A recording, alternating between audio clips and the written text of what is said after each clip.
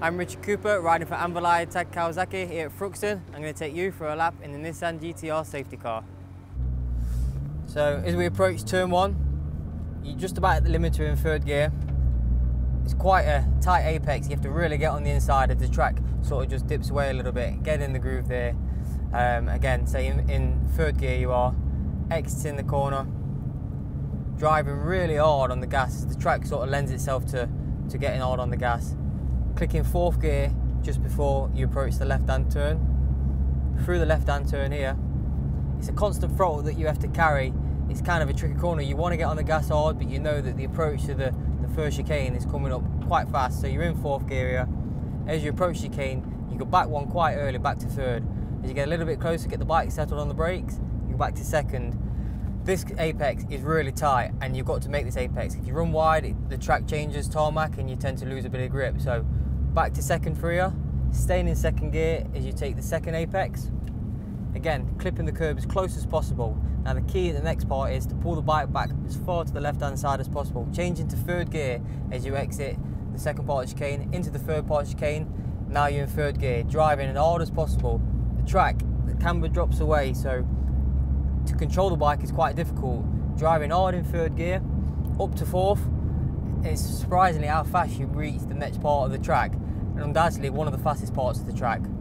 You want to get to the right hand side of the curb just as you brake, stay in the same gear, which is quite difficult because necessarily you want to go back a gear. So you're still in fourth gear, hugging the apex, stay quite tight here, looking for the apex. Two apexes. As you get the second one, drive really hard across the track into village. Staying in fourth gear, so you've been in fourth gear since the exit of turn of the club chicane. Around here, fourth gear, holding a tight line. Be careful not to run too wide, because once you start running wide, the track becomes a little bit greasy, a little bit slippy. Once you've got past the marshal's point, which I use as a reference, you're then driving hard again in fourth gear, driving as hard as possible, clicking fifth as you approach the church corner, the fastest corner on the track, and undoubtedly one of the best corners in British racing. As we're going to go up to church corner, there's a speed trap mark just here. It's quite a good indication of how fast you are on the bike, or where the bike is speed wise. Back to fourth gear now, and it's quite a daunting corner. You sort of hope for the best. You can't really see the apex until you get on it, because the track rises just a little bit. As soon as you get to the apex, as hard as you dare get on the gas now, the bike will slide probably about 140 mile an hour sideways. The bike will slide right to the curb. Just as you get to the curb, the Superbike will tend to wheelie just a little bit, and then you stick fifth gear.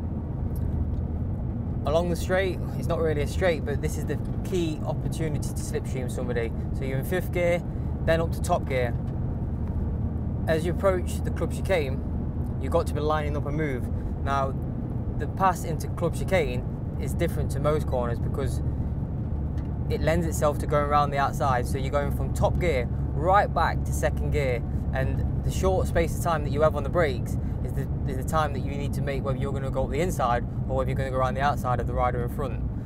So we're back to second gear, and the apex is only visible at the last moment, just as you get to the apex. As long as you've got to that point there and you're on line, the second part of the chicane, the club chicane, is quite slow, and then it's all about the momentum that you're going to carry over the start finish line, driving hard in second gear as you exit the last corner, trying to get third gear as early as possible to keep the bike from wheel spinning, driving over the start finish line, and that will lead you to a lap of Thruxton.